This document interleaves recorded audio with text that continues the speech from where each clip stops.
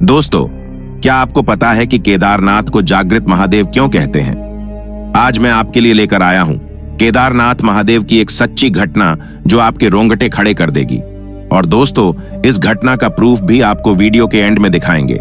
तो चलिए वीडियो को शुरू करते हैं। एक बार एक महादेव भक्त अपने गांव से केदारनाथ धाम की यात्रा पर निकला। केदारनाथ जाने के लिए पहले वाहन की सुविधाएं तो नहीं होती थीं, तो महादेव भक्त अपने घर से पैदल ही निकल पड़ा। रास्ते में केदारनाथ का रास्ता पूछते पूछते आगे बढ़ता रहा और मन ही मन भगवान शिव का ध्यान करता रहा। चलते चलते उसको कई हफ्ते बीत गए और आखिरकार एक दिन वह केदार धाम पहुंच ही गया। सभी को पता है कि केदारनाथ में मंदिर के द्वार 6 महीने खुलते हैं और 6 महीने बंद रहते हैं। वह केदारनाथ उस समय पहुंचा जब मंदिर के द्वार बंद हो रहे थे। उस महादेव के भक्त ने पंडित जी को बताया कि वह बहुत दूर से कई हफ्तों की यात्रा करके आया है और मंदिर के पंडित जी से प्रार्थना की कृपया घर के दरवाजे खोलकर हमारे प्रभु के दर्शन करवा दीजिए। लेकिन वहां का तो नियम है कि एक बार द्वार बंद तो बंद, नियम तो नियम होता है। वह महादेव की मंदिर की ओर देखकर बहुत रोया।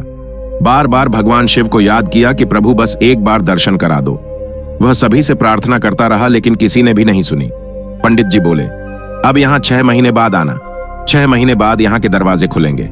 यहाँ 6 महीने बर्फ और ठंड पड़ती है। और सभी लोग वहां से चले गए। वह वहीं पर रोता रहा। रोते रोते रात होने लगी तो चारों तरफ अंधेरा हो गया, लेकिन उसे विश्वास था अपने महादेव पर वह कृपा जरूर करेंगे।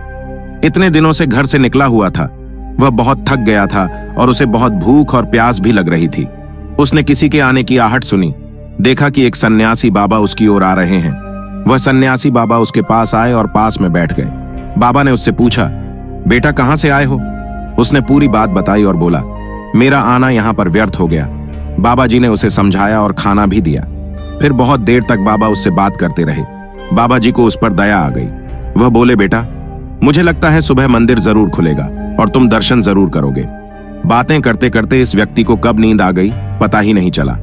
सुबह सूर्य की रोशनी उसकी आंखों पर पड़ते ही उसकी आंख खुल गई।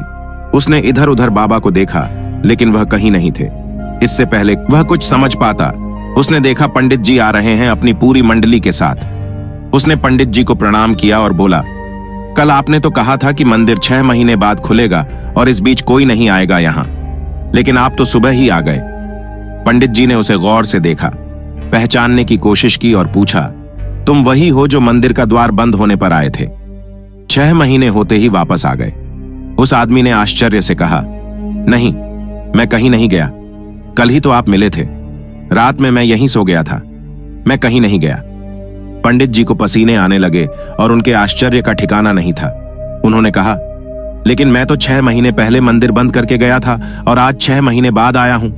तुम 6 महीने तक यहां पर जिंदा कैसे रह सकते हो? पंडित जी और सारी मंडली हैरान थी। इतनी सर्दी में एक अकेला व्यक्ति कैसे 6 महीने तक जिंदा रह सकता है? तब उस भक्त ने उसको सन्यासी बाबा के मिलने और उसके साथ की गई सारी बातें बता दी। एक सन्यासी आया था, लंबा था, बड़ी बड़ी जटाएं, एक हाथ में त्रिशूल और एक हाथ में डमरू लिए मृगछाला पहने हुए था।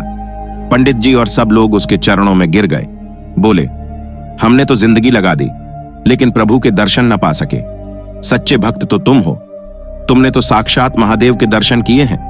उन्होंने ही अपनी योग्य माया से तुम्हारे 6 महीने को एक रात में परिवर्तित कर दिया, कालखंड को छोटा कर दिया।